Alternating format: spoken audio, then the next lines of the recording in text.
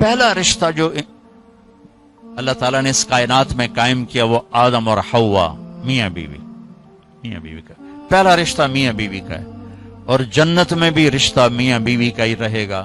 ہر آدمی اپنی بیوی کے ساتھ، ہر بیوی اپنے خامند کے ساتھ پوری جنت میں الگ الگ رہیں گے۔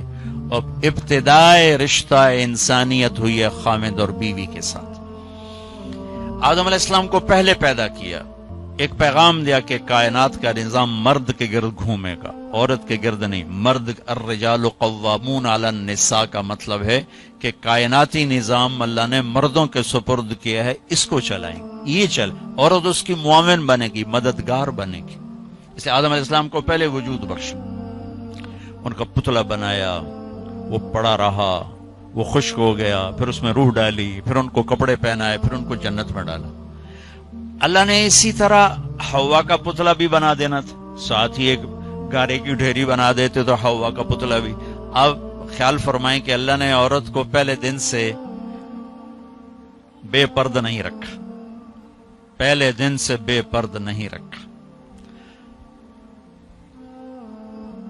اللہ تعالیٰ کے ایک ڈھیری ساتھ حوا کی بناتے تو وہ کیا مسئلہ تھا، فرشتے ہی ہیں اور تو کوئی ہے نہیں، اور اللہ تعالیٰ ایک ڈھیری بنا کے چل بھائی آدم بن گیا، چل بھائی ہن حوا بھی بنا دے، وہ بھی بن جاندی، دونوں ہی پڑے ہوتے۔ نہیں، ایسا نہیں کیا ہے، حوا کی ڈھیری نہیں بنائی، حوا کے پتلے کو بے پرد نہیں رکھا، آدم کو سلایا، آنکھ کھلی تو پہلو میں حوا کو بٹھایا ہوا تھا، پورے لباس، پوری زیب و زینت کے ساتھ۔ تو آدم علیہ السلام کہنے لگے یہ کون ہے؟ کہ یہ تیری بیوی ہے، تیری زندگی کی ساتھی۔ اور عجب بات بتا، جنت جیسی نعمت کے باوجود آدم علیہ السلام جنت میں اداس رہتے تھے۔ ماں جی آئی تو اب بیدا دل لگا، نہیں تو جنت میں بھی اداس رہتے تھے۔ تو اللہ تعالیٰ نے نکاح پڑھایا، تو اللہ تعالیٰ نے کہا آدم بیگم کا مہر ادا کرو۔ تو یہ مہر پہلے دن سے ہے۔ مہر کیا چیز ہے؟ کسی کی بیٹی کی قیمت نہیں، وہ مالدار گھرانے کی بچی ہو یا کسی جھوپڑے کی بچی ہو، مہر کسی کی بیٹی کی قیمت نہیں ہوتا۔ تھوڑا رکھو یا ساری دنیا سونا بنا کے مہر بنا دو، ایک بال کی بھی قیمت نہیں۔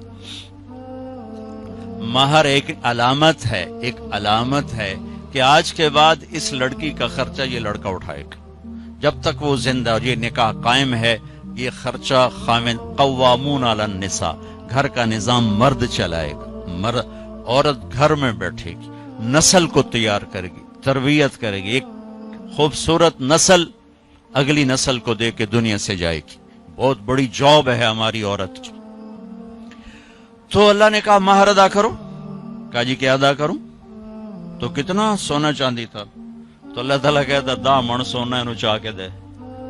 تو میرے رب نے کہا آدم تیری نسل میں میرے محبوب آنے والے ہیں، ان پر ایک دفعہ درود پڑھ دے، یہ تیری بیگم کا مہر ہے۔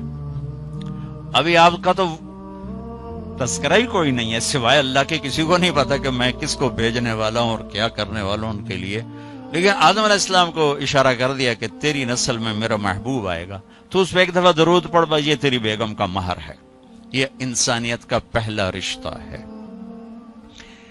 والدین کے حقوق کے لیے چند آیات، اولاد کے حقوق کے لیے چند آیات، بہن بھائیوں کے حقوق کے لیے چند آیات ہیں، خامند بیوی کے لیے سینکڑوں آیات، پوری سورت اتری ہے، سورہ طلاق، پوری سورت، سورہ نساء، سورہ طلاق، سورہ مائدہ میں، سورہ بقرہ میں، سورہ آل عمران میں اللہ نے سینکڑوں آیات اتاری کہ یہ رشتہ باقی رہے، کیونکہ اس میں کمزوری ہے، اہمیت کے باوجود اس میں ایک کمزوری ہے کہ ایک بول پہ ٹوٹ جاتا، باقی رشتہ ٹوٹتا نہیں۔